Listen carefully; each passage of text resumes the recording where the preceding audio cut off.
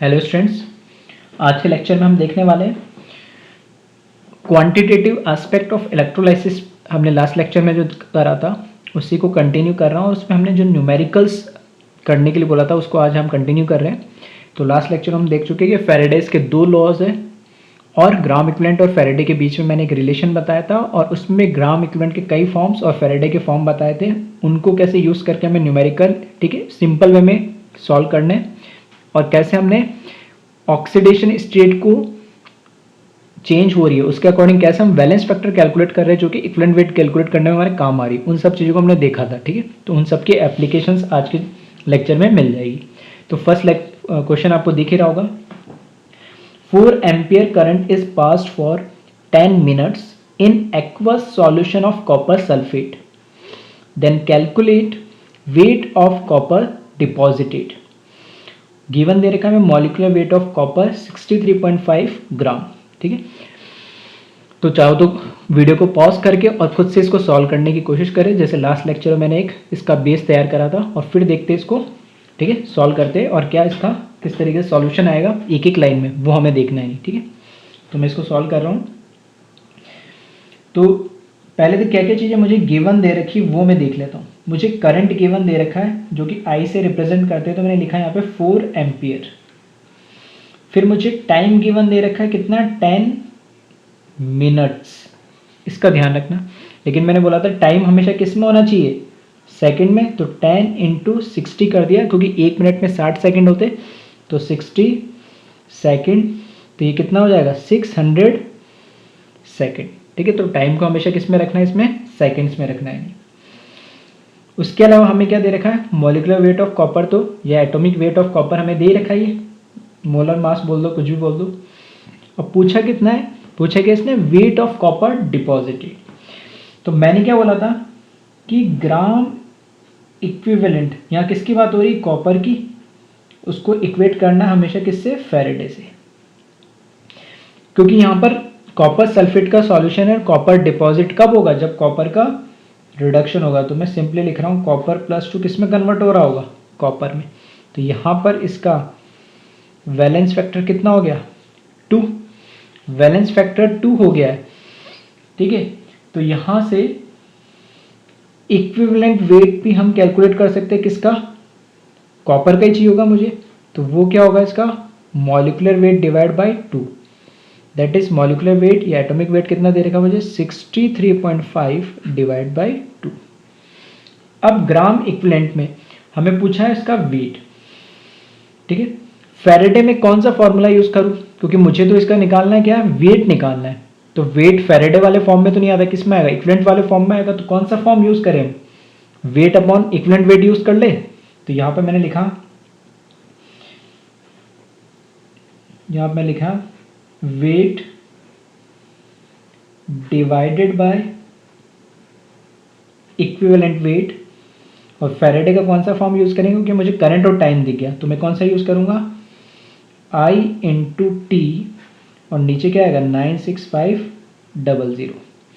तो वेट मुझे कितना दे रखा है, वेट तो मुझे क्या करना है, कैलकुलेट करना है। तो मैंने इसको ऐसे ही रहने दिया, W लिख दिया। इक्विवेलेंट वेट कॉपर का हमने कैलकुलेट कर ही लिया है, 63.5 divided by 2 is equals to current 4 ampere, time 600 second divided by 96500। ठीक है, तो सारी वैल्यूज हमने गिवन रख दी, मिल गई है हमें। तो W की वैल्यू कैलकुलेट कर ले इसको, तो ये कितना आ जाएगा, 4 × 600 divided by 96500 multiply by 63.5 divide by 2। ठीक है, तो इसको एक बार कैलकुलेट कर ले और ठीक है एक बार चेक कर लेना आंसर को, हो सकता है कैलकुलेशन मिस्टेक हो गई हो। आई थिंक 7.89 ग्राम इसका ये आंसर आएगा।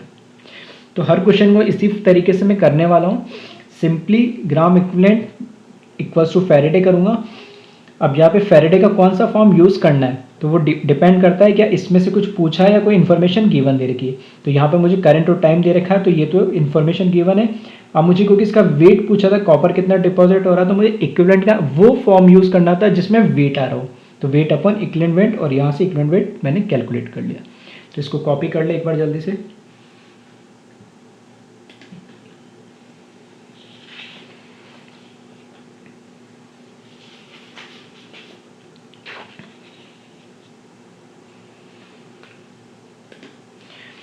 नेक्स्ट क्वेश्चन देखें। 965 coulomb charge is passed in aqueous solution of NaCl. Then calculate volume of chlorine gas at anode if current efficiency is 60%. ठीक है, तो कुछ वर्ड एक नया मिला है, करंट एफिशिएंसी। करंट एफिशिएंसी का मतलब है जितना मैं करंट पास कर रहा हूँ उसमें से 60% ही यूटिलाइज हो रहा है, बाकी किसी भी फॉर्म में, हीट की फॉर्म में या कोई भी आप मान लो रेसिस्टेंस या कोई भी वहाँ पर लॉस हो रहा है। तो मुझे जो करंट की जो भी वैल्यू है, ठीक है, वो कितनी लेने पड़ेगी, मुझे 60% लेने पड़ेगी। ठीक है, अब इसमें एक वर्ड आता है करंट एफिशिएंसी, और कई बार चार्ज एफिशिएंसी भी बोलता है। तो वो चार्ज एफिशिएंसी बोलो या करंट एफिशिएंसी बोलो, सेम ही चीज़ मान के चलना। ठीक है, अब ठीक है, हो सकता है तो कई लोग कर रहे होंगे तो अच्छी बात है, और कई लोगों को नहीं समझ में आया तो देखिए इसको किस तरीके से सॉल्व करें। पहले हमें इसने पूछा क्या है, ठीक है, तो इसने हमें पूछा कितना है, क्या पूछा है, वॉल्यूम कैलकुलेट करना है क्लोरीन गैस का। एनोड पे जो हमारा प्रोडक्ट बनेगा क्लोरीन का, ठीक है, NaCl का, एक्वस NaCl का इलेक्ट्रोलाइसिस करोगे तो क्लोरीन इसने बता ही दिया कि खुद प्रोडक्ट बनेगा। ठीक है, बेटर और अच्छा क्वेश्चन ये हो सकता था कि वो बोल देते कि एक्वस NaCl सॉल्यूशन है, तो बताइए एनोड पे जो भी हमें प्रोडक्ट मिल रहा है उसका वॉल्यूम कितना होगा। तो अब एनोड पे प्रोडक्ट क्या बनेगा वो तुम्हें किससे, क्वालिटेटिव एनालिसिस से, क्या क्वालिटेटिव एनालिसिस से तुम्हें पता लगाना था। ठीक है, तो इस तरीके से दोनों के क्वालिटेटिव और क्वांटिटी की मिक्स भी क्वेश्चन बन सकते हैं, लेकिन यहाँ स्पेसिफिक दे दिया हमें क्लोरीन गैस, तो हम डायरेक्ट कैलकुलेट कर लें। तो अब पहली बात तो कि क्लोरीन गैस अगर हमें मिल रहा है, इसका मतलब मुझे ये तो समझ में आ गया कि क्लोराइड आयन होगा, बैलेंस करने के लिए मैंने लिख दिया, और ये क्या हो जाएगा, Cl2 गैस मुझे एनोड पे मिलेगा। तो यहाँ पर फिर से लास्ट लेक्चर मैंने बताया था वैलेंस फैक्टर, मैं इसके क्लोरीन गैस की बात कर रहा हूँ, तो वैलेंस फैक्टर कितना होगा इसका। ठीक है, वैलेंस फैक्टर यहाँ से अगर मैं इसको कैलकुलेट करूँगा तो वैलेंस फैक्टर यहाँ से मेरा कैलकुलेट हो जाएगा ये। ठीक है, क्लोरीन गैस के लिए कैलकुलेट करेंगे तो 0 से -1 मतलब कितना, 2 वैलेंस फैक्टर होगा ये।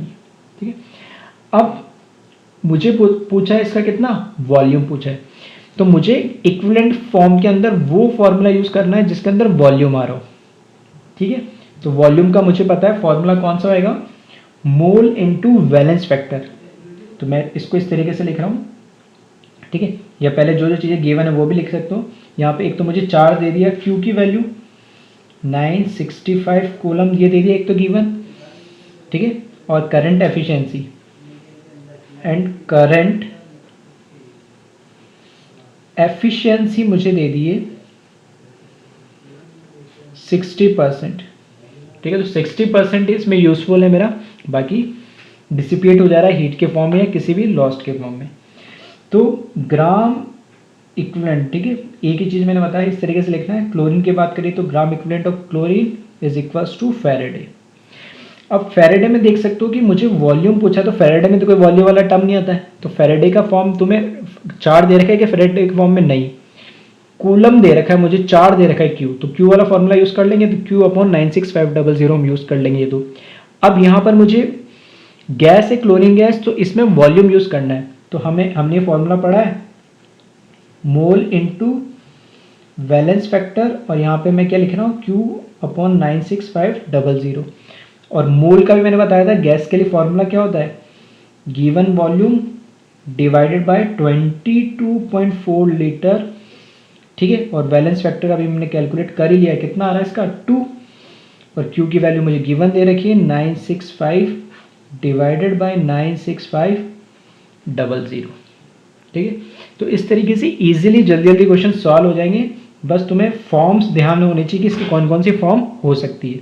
तो यहाँ पर वॉल्यूम अगर हमें कैलकुलेट करना है तो ये हो जाएगा 965 × 22.4 डिवाइडेड बाय 96500 इंटू 2। ठीक है, तो इसको कैलकुलेट कर लेना। तो इसको जब कैलकुलेट करोगे तो जो वॉल्यूम निकल के आएगा वो आएगा 67.2 ml। ठीक है, वैसे जब इसको कैलकुलेट करोगे तो लीटर में आएगा, लेकिन मैंने 1000 से मल्टीप्लाई करके लिखा, वैल्यू छोटी आ रही थी तो इसको ml में कन्वर्ट कर दिया। नहीं, ठीक है, तो ये L का मतलब है वॉल्यूम इन लीटर, तब 22.4 लिया। अगर तुम ml में डायरेक्ट लेना चाहते हो तो 22400 ले लेना। ये आंसर जो भी आएगा 0.0672 आ रहा है नहीं, ठीक है, या 0.672 आ रहा है, हाँ सही है, 0.672 आ रहा है, तो उसको मैंने क्या करा 1000 से मल्टीप्लाई करके ml में कन्वर्ट कर दिया है इसको। तो इसको कॉपी कर लें। तो क्वेश्चन को जब पढ़ोगे, ठीक है, अब इसमें एक गलती हो गई है, ठीक है, हाँ दिख गया मुझे, एक गलती हो गई कि करंट एफिशिएंसी जो दे रखी है, ठीक है, करंट एफिशिएंसी जो दे रखी है उसका यूज़ क्या है। तो करंट एफिशिएंसी ये कि मैं बोल रहा हूँ करंट एफिशिएंसी लिखा हो, या फिर कई बार ये इसी फॉर्म में, ठीक है, चार्ज एफिशिएंसी भी लिखी हुई होती है। तो दोनों का मीनिंग सेम ही है। फिर से बोल रहा हूँ, कई बार करंट एफिशिएंसी और चार्ज एफिशिएंसी दोनों का मीनिंग सेम है। मतलब जितना चार्ज 965 कूलम चार्ज पूरा पूरा पास नहीं हो रहा, कितना हो रहा है इसका, सिर्फ 60%। तो अगर मुझे इसका 60% निकालना है तो क्या लिखूंगा, 60/100 करके तो लिखूंगा ना। आ रही बात, मेरी बात समझ में। तो यहाँ पे 60/100 करा तो मैंने चार्ज का 60% निकाल लिया ये, ठीक है। अब इसको थोड़ा सा बस कैलकुलेशन ठीक कर लेना, तो हो सकता हो ये आंसर नहीं आ रहा होगा पहले। तो यहाँ पर क्या हो जाएगा, ऊपर कितना आ जाएगा 60 आ जाएगा, और नीचे कितना आ जाएगा, ये 100 आ जाएगा। अब इसको कैलकुलेट कर ले, ठीक है। तो आंसर जो आएगा लीटर में आएगा, और उसको मिलीलीटर में कन्वर्ट करोगे तब ये 67.2 ml अब सही आंसर आएगा, ठीक है। तो ध्यान रखना, करंट एफिशिएंसी इस तरह के क्वेश्चंस भी कई बार क्या होता है, अगर इसने इस ऐसा ही क्वेश्चन बनता है, ठीक है, और वो पूछ लेता है करंट एफिशिएंसी बताओ, तो इसको क्या मान लेते हैं हम x, तो x/100 कर देते और वॉल्यूम में गिवन होता तो हम x की वैल्यू कैलकुलेट करते तो मुझे वो करंट एफिशिएंसी पता लग जाती, ठीक है। तो इस तरीके से ऐसे क्वेश्चंस भी पूछे जाते हैं। तो इसको कॉपी कर ले जल्दी से।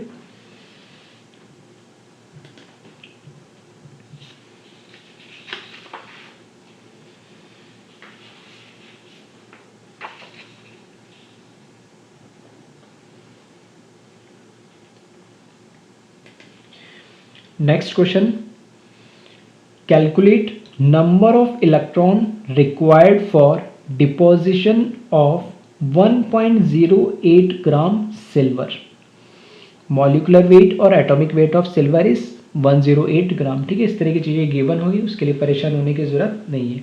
तो इस बार इसने पूछा है कि 1.08 ग्राम सिल्वर डिपॉजिट करने के लिए कितने नंबर ऑफ इलेक्ट्रॉन्स हमें चाहिए, वो हमें यहाँ पर कैलकुलेट करना है। फिर से बोल रहा हूँ, क्वेश्चंस को देखोगे तो इसमें कोई भी डेटा ऐसा लगता है गिवन नहीं, एक ही वैल्यू दे रखी, कैसे सॉल्व करें।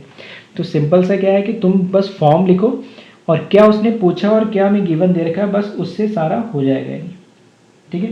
क्योंकि इसने पूछा सिल्वर के लिए, तो सिल्वर का मुझे पता है क्या है, Ag प्लस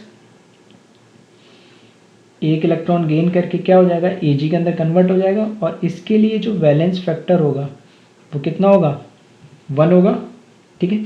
वैलेंस फैक्टर 1 है, तो जो इक्विवेलेंट वेट होगा Ag का, वो उसका मॉलिकुलर वेट या एटॉमिक वेट डिवाइडेड बाय क्या होता है, वैलेंस फैक्टर। तो ये हमें दे रखा 108 divide by 1, that is equivalent weight और मॉलिकुलर वेट, तो क्या होगा, बराबर होगा।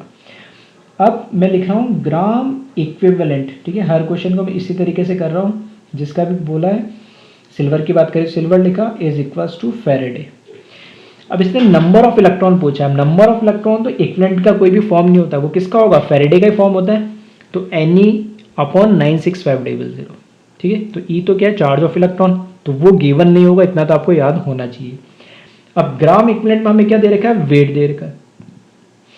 तो वेट दे रखा है तो कौन सा फॉर्म यूज करें, वेट अपॉन इक्विवेलेंट वेट, क्योंकि यहां से मुझे दिख रहा है मॉलिक्यूलर वेट दे रखा है। रिएक्शन, ठीक है, इस तरह के क्वेश्चन में रिएक्शन नहीं गिवन होगी, तुम्हें अंडरस्टूड करना होगा। सिल्वर बोला है तो प्लस से ही जाएगा, इसलिए लास्ट लेक्चर मैंने सब चीजें बता दी थी। तो यहां से वेट, ठीक है, weight divided by equivalent weight is equals to n into e 96500। Weight हमें दे रखा है 1.08 ग्राम, इसका एटॉमिक वेट 108 डिवाइडेड बाय, ठीक है, 1, यानी ये क्या लिखा है, इक्विवेलेंट वेट, ठीक है, equivalent weight 108 divide by 1 is equals to number of electron, तो इसने पूछे कैलकुलेट करने, और चार्ज ऑन 1 इलेक्ट्रॉन हमें पता है कितना होता है, 1.6 इंटू 10⁻⁻19 कूलम, और नीचे क्या जाएगा 96500। तो यहाँ से सिंपल क्या करूँ, n को क्या कर लो, बस कैलकुलेट कर लो। तो n को जब कैलकुलेट करोगे तो यह आ जाएगा 1.08 इंटू 96500, क्रॉस मल्टीप्लाई कर देंगे, और यहाँ पर नीचे क्या जाएगा 108 इंटू 1.6 इंटू 10⁻⁻19। तो इसको जब कैलकुलेट करोगे तो n की वैल्यू हो जाएगी 6.03 इंटू 10⁻21 समथिंग, ठीक है। तो ये नंबर ऑफ इलेक्ट्रॉन्स इस तरीके से कैलकुलेट हो जाएंगे। तो कौन सा फॉर्म हमें दे रखा है और क्या हमें कैलकुलेट करना है, बस उसी को, वो फॉर्म तुम्हें अलग अलग याद रखने हैं, ठीक है। बाकी क्वेश्चन को देखोगे, फिर से बार बार बोल रहा हूँ क्योंकि इलेक्ट्रोकेमिस्ट्री में बच्चे जब इलेक्ट्रोलाइसिस के जब क्वेश्चंस आते हैं तो उसमें बच्चे ये बोलते हैं कुछ दे ही नहीं रखा, कैसे कैलकुलेट करें। तो वो काफ़ी चीज़ें, ठीक है, एक कॉमन सेंस वाली बातें हैं, मतलब काफ़ी चीज़ें नॉन होती है बाय डिफ़ॉल्ट, वो गिवन नहीं दे रखी होती है, एक या दो इन्फॉर्मेशन मैक्सिमम होती है, उसी को हमें यूज़ करना होता है। तो इसको कॉपी करें, नेक्स्ट क्वेश्चन देखते हैं हम।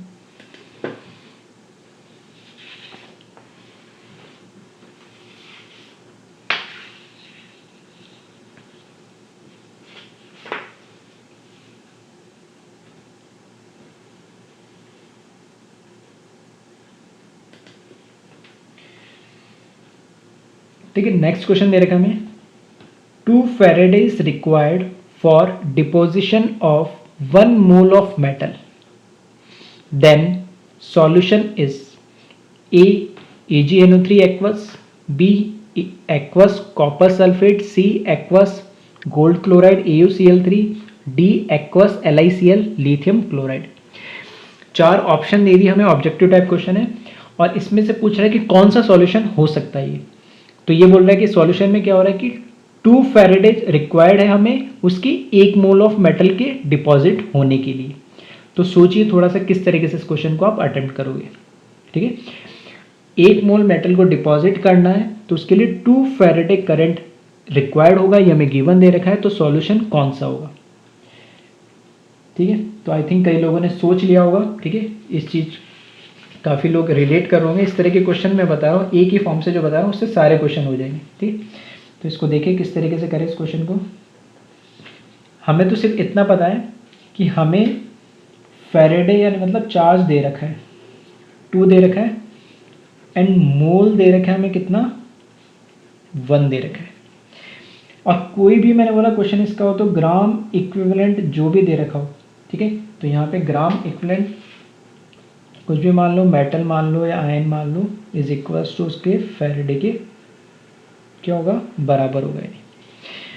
अब ये तो हुआ जो हमें इंफॉर्मेशन जो दे रखा है, ठीक है। अब मुझे करना क्या है इसमें सिंपल से हमें बस ये देखना है कि हमें फैराडे की वैल्यू दे रखी है कितनी, 2, मोल मुझे दे रखा है, तो मुझे पता है फैराडे वैल्यू दे दी, तो मोल के लिए फॉर्मूला कौन सा यूज़ करूँ, mole into valence factor is equals to Faraday, सही है।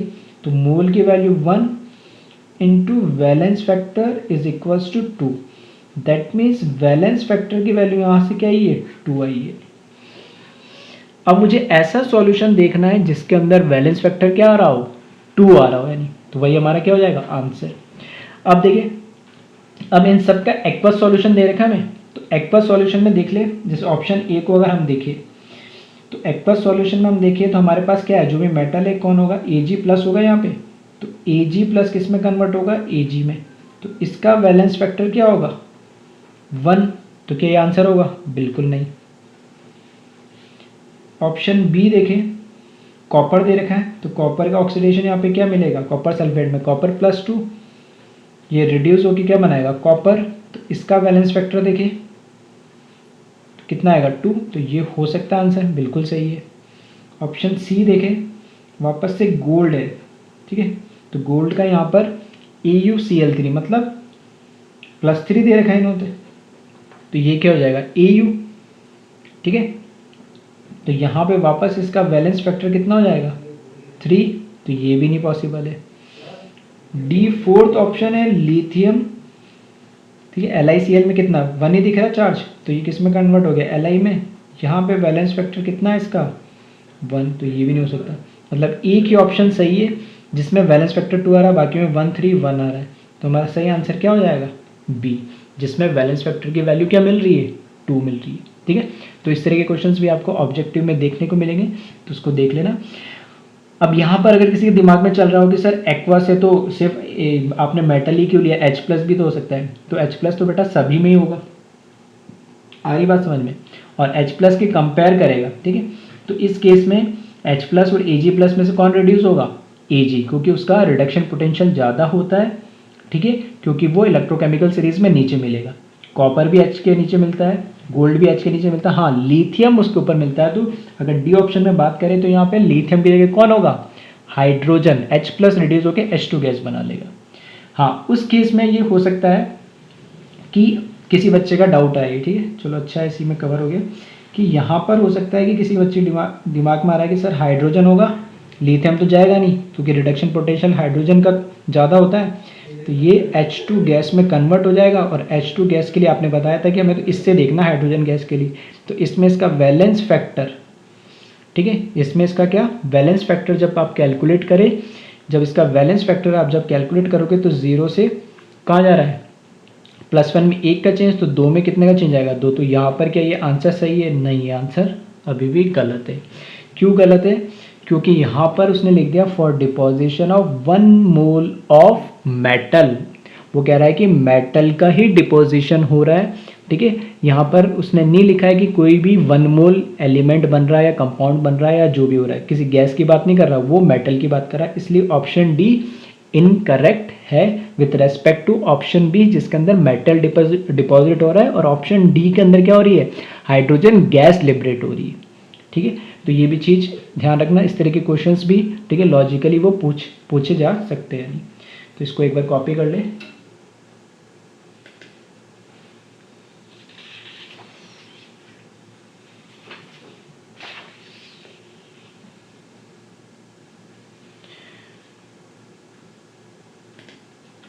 नेक्स्ट क्वेश्चन, ठीक है, इसको वीडियो को पॉज करके खुद से सॉल्व करने की कोशिश करें, एक ही क्वेश्चन में मैंने काफ़ी चीज़ें ले ली है, ठीक है, वापस से प्रैक्टिस टाइप ही हो गई है। तो इसमें देखें for complete electrolysis of 0.02 molarity and 500 ml NaCl solution, हमारे पास एक NaCl का सॉल्यूशन है जिसका 500 मिलीलीटर है एंड उसका 0.02 मोलरिटी है, तो हमें कैलकुलेट करना है उसकी कंप्लीट इलेक्ट्रोलाइसिस के लिए कितना चार्ज लगेगा। फर्स्ट पार्ट है चार्ज रिक्वायर्ड, सेकंड पार्ट है क्लोरीन गैस लिबरेटेड, और थर्ड पार्ट है हाइड्रोजन गैस लिबरेटेड। मतलब एक जगह क्लोरीन गैस लिबरेट हो रही है और एक जगह हाइड्रोजन गैस लिबरेट हो रही है, तो उनका अमाउंट कितना कितना होगा सेकंड थर्ड पार्ट में, फर्स्ट पार्ट में चार्ज बताना है, ठीक है। तो वीडियो को पॉज करके खुद से सॉल्व करने की कोशिश करें एक बार इसको, ठीक है। तो आई थिंक कई लोगों ने इसको सॉल्व कर लिया होगा, तो देखते हैं जल्दी से हम फर्स्ट पार्ट की अगर इसकी बात करें, ठीक है। तो हमें अल्टीमेटली गिवन है या तो एक तो मोलरिटी गिवन है 0.02 एंड हमें वॉल्यूम गिवन है, और वो भी किसमें ml के अंदर 500, दो ही चीज़ गिवन है, और हमारे पास क्या है NaCl है। तो यहाँ पर देखिए फर्स्ट पार्ट के अंदर इसने पूछा कितना चार्ज रिक्वायर्ड होगा, चार्ज मतलब क्या Q की वैल्यू कैलकुलेट करनी है। तो फर्स्ट पार्ट में सिंपल सा है gram equivalent of NaCl must be equals to F, और F की जगह क्या लिख देंगे Q/96500। अब यहाँ पर क्या लिखें हम, यहाँ पर क्योंकि ये चीज़ तो उसने पूछी क्यू पूछ ली, तो ये तो होगी अननोन, तो ये हमें क्या होनी चाहिए गिवन, तो मोलरिटी और वॉल्यूम हमें गिवन दे रखा है। तो यहाँ से क्या मोलरिटी और वॉल्यूम का कोई फॉर्मूला है क्या, नहीं, लेकिन ग्राम इक्विवेलेंट से जैसे मोल को लिखते हैं हम मोलरिटी इनटू वॉल्यूम, वैसे इक्विवेलेंट को क्या लिखते हैं हम नॉर्मेलिटी इनटू वॉल्यूम। तो क्या नॉर्मेलिटी हमें गिवन है? नहीं, लेकिन नॉर्मेलिटी हम कैलकुलेट तो कर सकते हैं अगर मुझे वैलेंस फैक्टर पता लग जाए। तो वैलेंस फैक्टर किसी भी रेस्पेक्ट में आप देख लो, ठीक है, वैलेंस फैक्टर किसी भी रेस्पेक्ट में आप देख लो, ठीक है। NaCl Na प्लस और किस में ब्रेक होगा? Cl माइनस में। तो वैलेंस फैक्टर यहाँ से मुझे दिख रहा है कैटायन और एनायन पे चार्ज कितना आ रहा है? 1। आ रही मेरी बात समझ में? या फिर अगर मैं सिंपल सा बोलूँ कि इसका वैलेंस फैक्टर कितना होगा? 1 होगा। तो मैं ऐसे लिख सकता हूँ इसको, नॉर्मेलिटी इंटू वॉल्यूम, और क्योंकि ये ml में दे रखा है तो इसको क्या कर दूँ, 1000 से मैंने क्या करा, डिवाइड कर दिया है, ताकि किसमें कन्वर्ट हो जाए, लीटर में। और फैरेडे की जगह क्या लिख दिया, Q/96500। ठीक है, तो ठीक है, तो ये हो गया नॉर्मेलिटी इनटू, तो यहां पर जो मोलरिटी है वही इसकी क्या बन जाएगी, नॉर्मेलिटी बन जाएगी, क्योंकि इसका बैलेंस फैक्टर क्या होगा, 1 ही होगा। तो बस यहाँ पर नॉर्मेलिटी मैंने लिख दिया 0.02, वॉल्यूम कितना 500 डिवाइडेड बाय 1000, क्यू मुझे कैलकुलेट करना है तो ये हो गया 96500। तो क्यू यहाँ से कैलकुलेट कर ले, 1000 डिवाइडेड बाय 96500 इंटू 0.02 इंटू 500। तो इसको आप कैलकुलेट कर ले तो ये आई थिंक 965, ठीक है, इतना ही कुछ आएगा। तो ये आ जाएगा, अच्छा मैंने गलत कर दिया इसको,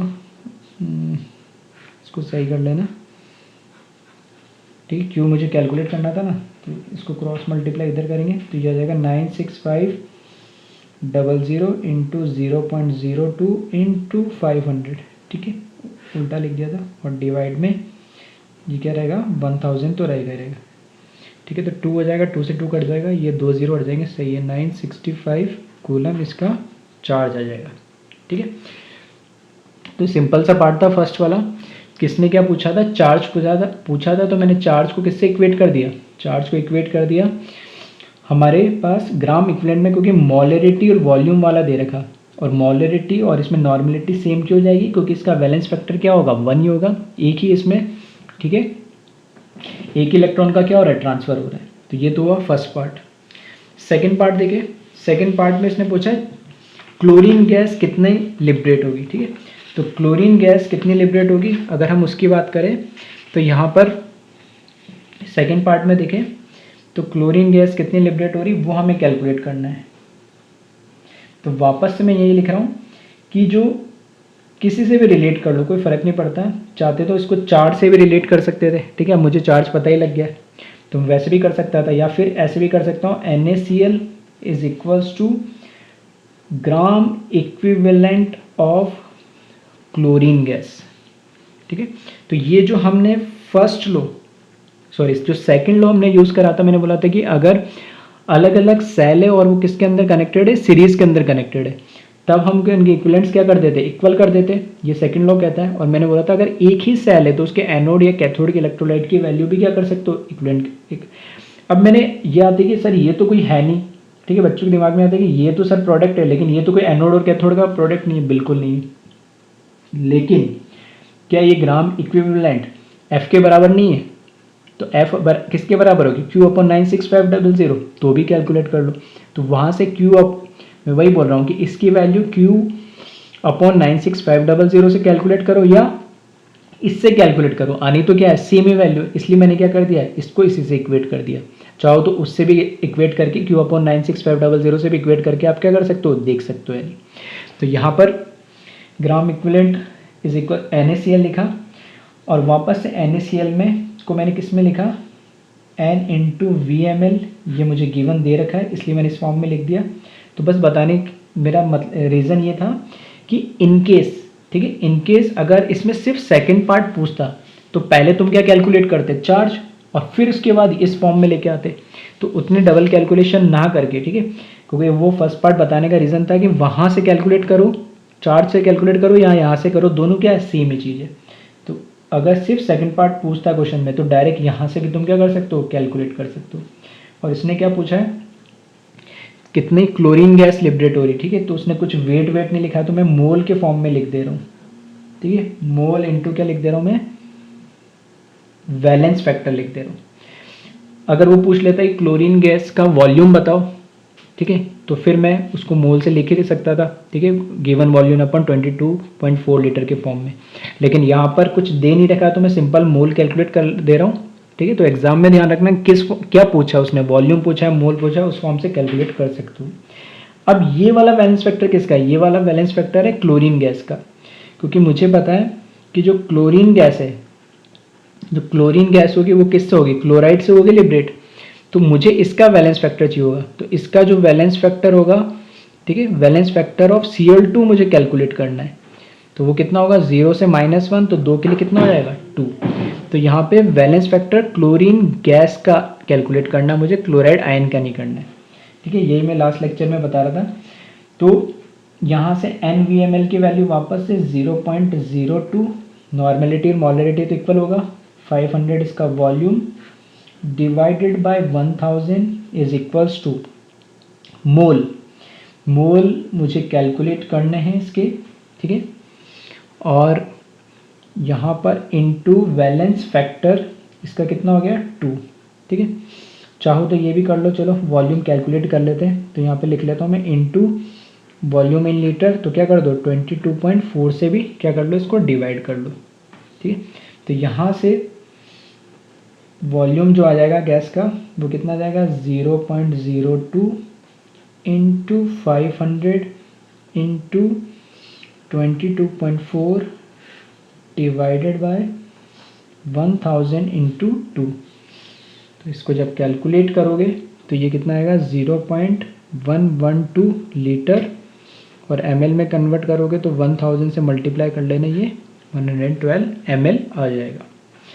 इसी तरीके से थर्ड पार्ट जब कैलकुलेट करोगे, हाइड्रोजन गैस की बात कर रहे हैं, तो हाइड्रोजन गैस इतना पता है कि H+ से, ठीक है, ऑक्सीडाइज होगा तो किस में कन्वर्ट हो जाएगा, H2 में। तो वापस से अगर मैं बोलूँ इसका वैलेंस फैक्टर, तो वैलेंस फैक्टर इसका 0 से कितने, वैलेंस फैक्टर ऑफ हाइड्रोजन कितना हो जाएगा, 2।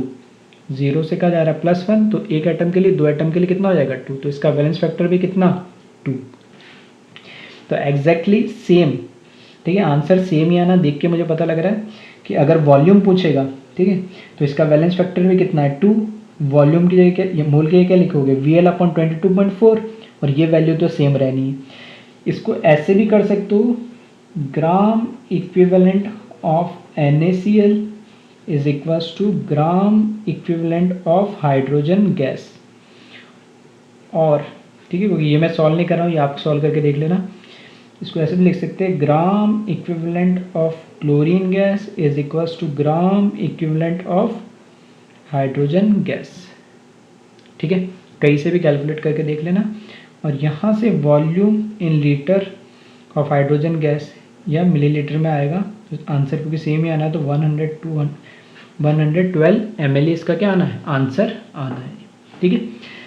तो कहने का मतलब है इस क्वेश्चन को मैंने इसलिए लिया था, मेन रीज़न तो ये है कि ज़रूरी नहीं है कि, बस एक एग्जांपल से मैंने समझाया था कि NaCl जो आपका इलेक्ट्रोलाइट है वो आपका प्रोडक्ट तो नहीं है एनोड या कैथोड पे, लेकिन ठीक है, ग्राम इक्विवेलेंट से तुम जब फेरेडे उसके चार्ज निकालोगे, और चार्ज निकालने पे जब तुम सेकंड पार्ट के अंदर उसको इक्वेट करोगे तो उससे भी कैलकुलेट करो या यहाँ से करो, कैसे भी कर लो, उससे आंसर में कोई चेंज नहीं आएगा।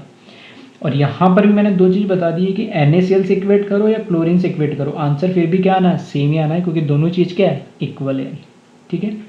तो बस ये एक तरीके से है कि कॉन्सेप्ट क्लियर हो, चीज़ें क्लियर हो, न्यूमेरिकल जल्दी जल्दी सॉल्व कर पाओ, इसलिए मैंने इस क्वेश्चन को लिया है, ठीक है।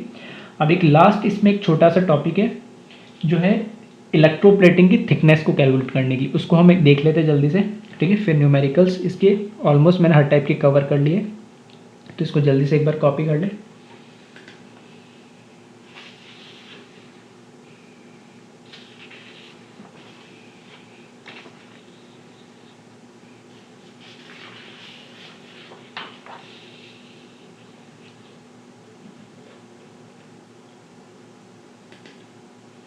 ठीक है। नेक्स्ट जो टॉपिक है वो है थिकनेस ऑफ इलेक्ट्रोप्लेटिंग। ठीक, अब कोई भी ऑब्जेक्ट है उसके ऊपर जब हम इलेक्ट्रोप्लेटिंग कर रहे हैं, ठीक है, तो इलेक्ट्रोप्लेटिंग करते समय उस पर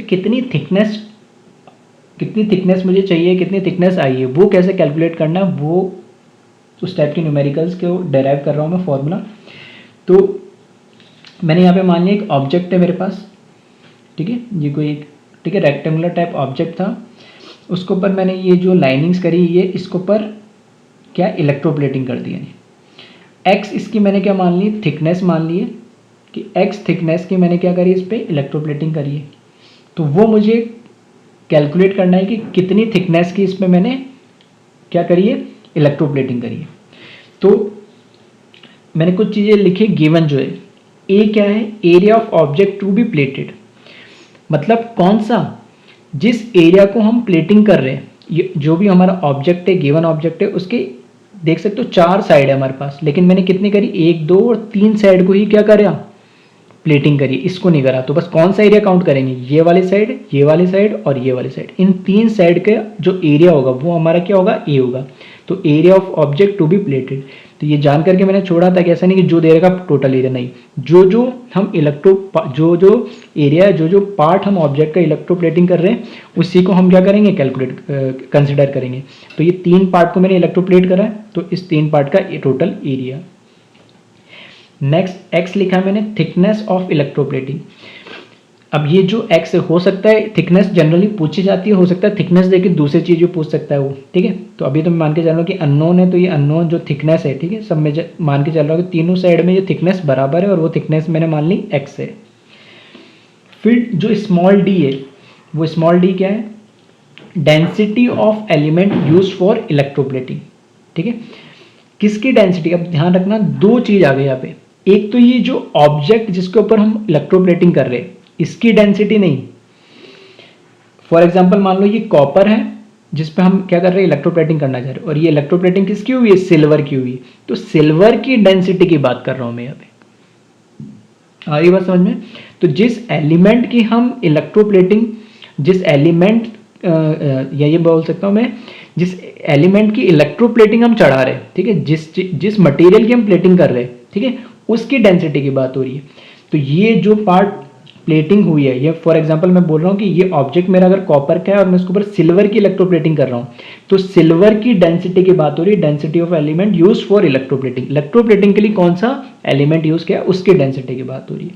तो फिर से ध्यान से सुनना, जो ए है वो तो एरिया इस ऑब्जेक्ट का है, फॉर एग्जाम्पल कॉपर का ये ऑब्जेक्ट है, तो कॉपर का जो पार्ट यहाँ पर इलेक्ट्रोप्लेटिंग के अंदर यूज हो रहा है, यानी जो पार्ट के ऊपर इलेक्ट्रोप्लेटिंग कर रहा है उसका टोटल एरिया की बात हो रही है।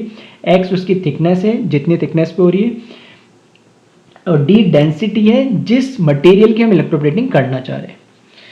अब हमें पता है वॉल्यूम क्या होता है, एरिया इंटू थिकनेस बोल सकते हैं हम, तो ए इंटू एक्स हो गया। ए तो ये एरिया, ठीक है, अगर एक साइड की बात करता है तो एरिया, और जो इसकी थिकनेस है तो ए इंटू एक्स क्या हो जाएगा, वॉल्यूम। और हमें पता है मास या वेट हम जो बोलते हैं, वॉल्यूम इंटू क्या होता है, डेंसिटी होता है।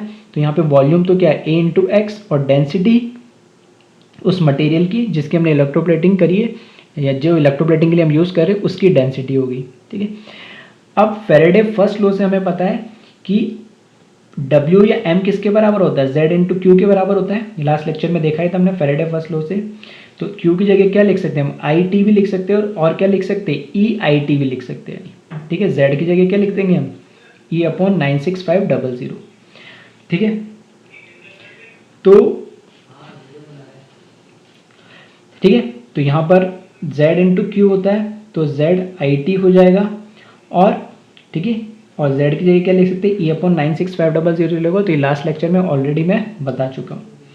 अब यहाँ पे जो W है उस W की जगह, यानी ये मास के W कुछ भी बोल लो, उसकी क्या लिख सकते हैं, A into x into D.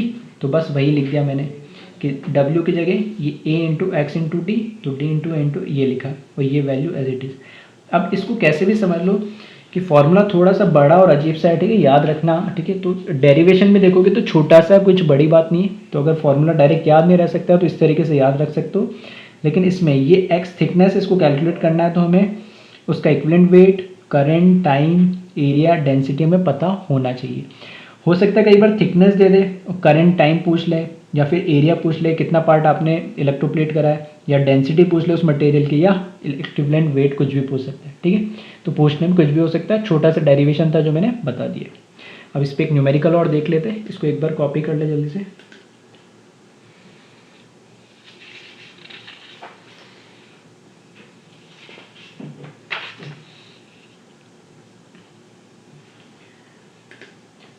तो यहाँ पर इसी पे बेस्ड एक छोटा सा न्यूमेरिकल है।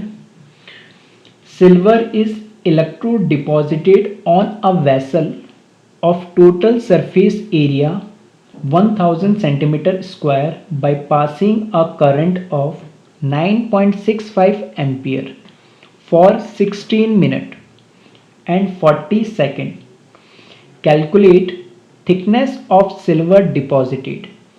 Given दे रखा हमें density of silver 10 ग्राम पर centimetre cube and molecular weight और atomic weight of silver is 108 gram, ठीक है। तो सारी चीज़ें आई थिंक गिवन दे रखी हैं इसके अंदर, तो इसको पॉज करके फॉर्मूले में बस वैल्यू डालना है और कैलकुलेट करना है। तो एक बार देख लेते हैं इसको जल्दी से, जिन लोगों ने सॉल्व कर लिया होगा, ठीक है, बहुत सही है।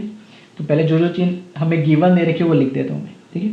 मुझे एक तो एरिया गिवन दे रखा है, जो सरफेस हमें इलेक्ट्रोप्लेट करना है वो कितना दे रखा है 1000, ठीक है। यूनिट चेंज करने की कोशिश मत करना, यहाँ पे जो दे रखी है उसको वैसे रहने दो, और ज़्यादा हो तो ऑप्शन चेक कर लिया करो, ठीक है। जरूरी नहीं है कि यहाँ पे ऐसा यूनिट में चलने की जरूरत है। सेंटीमीटर में जनरली हम लेते हैं इसके अंदर इलेक्ट्रो केमिस्ट्री के अंदर, क्योंकि यहाँ पर हम एक्वस सॉल्यूशन लेते हैं, और जो एरिया होता है, ठीक है, क्योंकि हम थोड़ा सा सॉल्यूशन लैब की बात करेंगे, यहाँ पे बड़े बड़े पार्ट्स की बात नहीं कर रहे, लैब में छोटे छोटे पार्ट्स की हम बात करेंगे, तो एरिया बहुत छोटा होता है नहीं, ठीक है। तो सेंटीमीटर में मिलेगा जल्दी। तो एरिया में दे रखा centimetre square, density of silver वो हमें दे दिए 10 ग्राम पर सेंटीमीटर क्यूब, ठीक है। और फिर एटॉमिक वेट ऑफ सिल्वर ये भी हमें दे दिया कितना 108 ग्राम। टाइम का ध्यान रखना 16 मिनट एंड 40 सेकेंड। तो इसको जो 16 मिनट एंड 40 सेकेंड है, मैंने बोला टाइम हमेशा किस में होना चाहिए, सेकेंड में। तो 16 मिनट को सेकेंड में कन्वर्ट करने के लिए 60 से मल्टीप्लाई करो प्लस 40, तो 16 इंटू 6 कितना हो जाएगा ये 96, तो 960 प्लस 40, ठीक है। तो कितना 1000 हो जाएगा ये, 1000 सेकेंड हो जाएगा ये, ठीक है। फिर इक्विवेलेंट वेट हमें कैलकुलेट करना है, तो वो क्या होगा मॉलिक्यूलर वेट डिवाइडेड बाय क्या वैलेंस फैक्टर।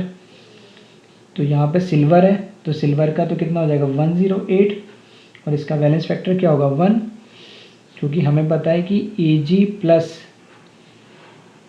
किस में कन्वर्ट होगा Ag में, तो यहाँ पे वैलेंस फैक्टर अल्टीमेटली क्या है 1 ही है, ठीक है।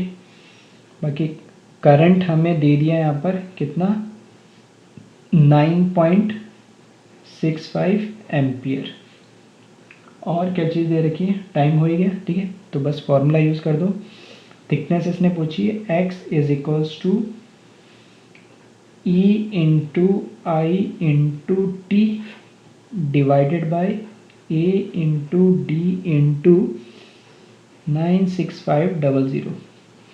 तो इक्विवेलेंट वेट की वैल्यू रख दे, ये तो 108 ही रहेगा, 1 से डिवाइड करेंगे। Current 9.65 ampere, time 1000 second, area, ठीक है, एरिया भी इसने दे दिया 1000, और डेंसिटी भी इसने दे दी यहाँ पर 10, ठीक है। सारी चीज़ें गिवन है, तो 96500, तो इसको कैलकुलेट कर ले, तो 1.08 इंटू 10⁻³ सेंटीमीटर, ठीक है। तो बहुत छोटी होती है, लैब में तो माइक्रोन्स में होती है इसकी थिकनेस, ठीक है। तो सेंटीमीटर में लिया है क्योंकि हमें एरिया सेंटीमीटर में दे रखा, तो आंसर भी क्या आएगा हमारा सेंटीमीटर में आएगा। तो इस तरीके से आज के लेक्चर में हमने सारे इस टाइप की जो क्वांटिटेटिव एस्पेक्ट था इलेक्ट्रोलाइसिस का, उसमें जो न्यूमेरिकल्स बनते हैं फैराडे फर्स्ट और सेकंड लॉ को यूज़ करके, ठीक है। तो फर्स्ट और सेकंड लॉ को मैंने डायरेक्टली यूज़ नहीं करा, मैंने एक शॉर्ट ट्रिक बताई है कि ग्राम इक्विवेलेंट को फैराडे के बराबर कर दो और उनके अलग अलग फॉर्म लिख लो। जनरली किसी बुक्स में या कोई टीचर पढ़ाएगा तो तुम्हें क्या लॉस को एज इट इज़, जैसे अभी इस क्वेश्चन के थिकनेस के डेरिवेशन में मैंने पहली बार वो लॉ को यूज़ करा, अदरवाइज मैं डायरेक्ट वैसे ही करवा रहा हूँ सारे क्वेश्चन। तो वो अपना अपना तरीका है, मैं इसी तरीके से करवाता हूँ, शॉर्ट ट्रिक है, ठीक है। कैलकुलेशन भी आसान हो जाती है और चीज़ें भी तुम्हें दिखने लगती है, वरना ऐसे इसके क्वेश्चन में जनरली तुम्हें एक या दो डेटा दिखेगा और परेशान हो जाओगे कि कुछ पता ही नहीं लग रहा क्वेश्चन कैसे सॉल्व करें। तो एक बार और प्रैक्टिस कर लेंगे क्वेश्चन की तो और कॉन्फिडेंस बढ़ जाएगा। Thank you.